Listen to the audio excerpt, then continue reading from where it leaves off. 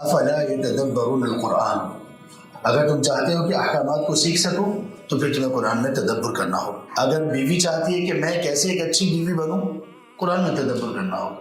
شوہر چاہتا ہے کہ کیسے اچھا شوہر بن سکتا ہوں، اسے قرآن میں تدبر کرنا ہوگا. لیکن یہ تدبر کس ٹائپ کا ہونا چاہیے؟ یا ایھا الذین آمنوا اطیعوا اللہ واطیعوا الرسول واولی الامر منکم، اسی سورہ کی آیت نمبر 59 ہے. اللہ نے فرمایا کہ اس تدبر کے بعد تمہارا پورے کا پورا فوکس اس پہ ہونا چاہیے کہ جو اللہ کہیں گے مان لیں گے، جو رسول کہیں گے سر آنکھوں پر. ہدایت پھر نصیب ہوگی جو اس طرف اس کو لے کر چلے گا.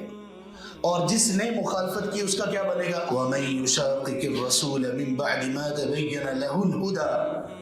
اللہ تعالیٰ ہمارے لیے چیزوں کو واضح کر رہے ہیں.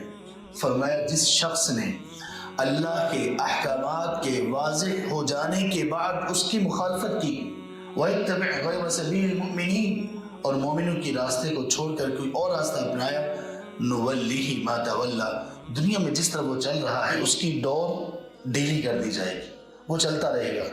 وہ یوں محسوس کرے گا کہ میں حق پر ہوں، لیکن حق پر نہیں، وہ باطل میں آگے بڑھتا جا رہا ہوگا. اور پھر نُصْلِهِ جہنم،